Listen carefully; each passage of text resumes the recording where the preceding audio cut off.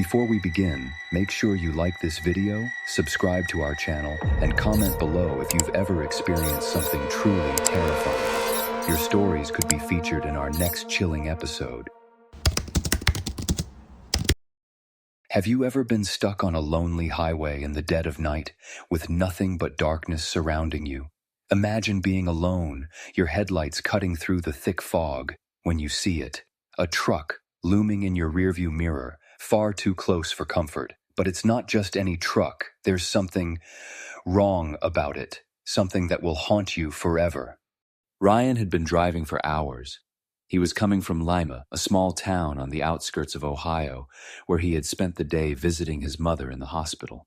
The place was quiet, lonely, just like the desolate road ahead of him. The plan was simple: drive back to his apartment in Cleveland, where he could finally get some rest after a long and exhausting day. He had been on this stretch of highway before, the long and empty Route 42, but something felt different tonight.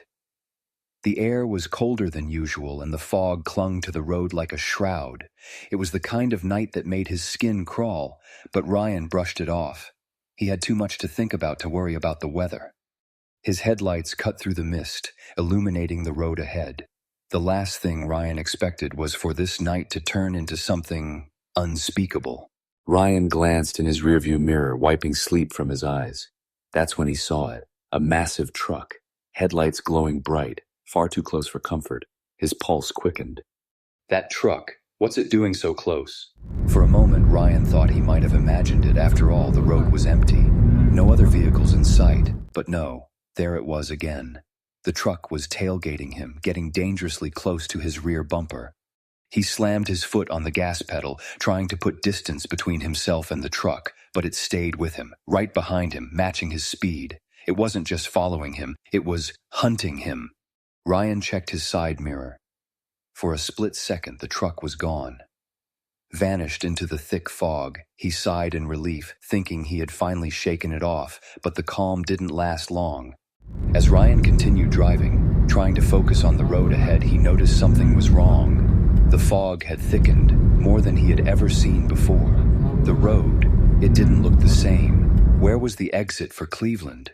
Ryan couldn't recall any turns he had taken. It was as if the highway itself had shifted. Panicked, Ryan slammed the brakes, his truck grinding to a halt with a screech.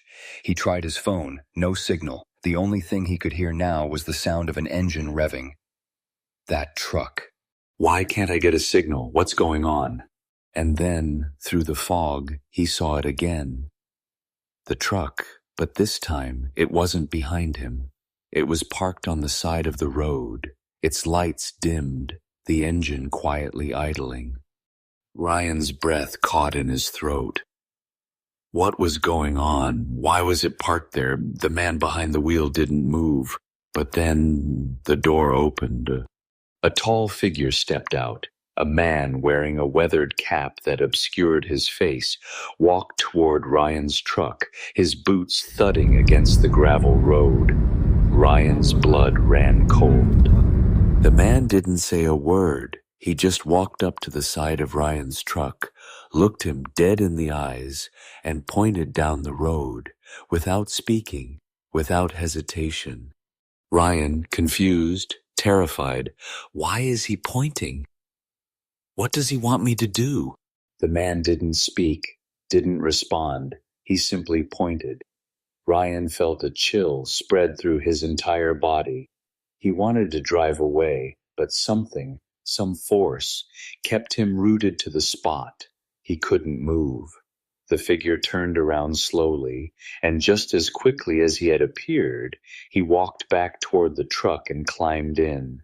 Ryan didn't know what to do, but then the truck's engine roared back to life. The headlights flickered, and the truck began moving again. But something was wrong. Something felt terribly off. The truck wasn't driving normally. It swerved, jerked violently, as though it were alive, as though something inside it was driving it, pushing it to chase after him. Ryan quickly started his truck, speeding away, but the truck was right behind him, too close again. His headlights could barely cut through the fog as the massive vehicle closed the gap between them. Ryan panicked, shouting, "Why won't it leave me alone?" The truck didn't slow down. It was relentless, and it seemed to be getting closer. The fog grew thicker. The road twisted in ways it hadn't before. Nothing made sense. Was this the highway he had been on just minutes ago? No, this was different. This was wrong. The truck never stopped following him. Ryan tried to turn off onto side roads, but it was always there, just behind him. The driver was always out of sight, and every time Ryan would stop to check, a sudden, deep, unsettling silence. It would disappear, but it never really left. Ryan realized the truth then. The truck wasn't just chasing him, it was part of a curse.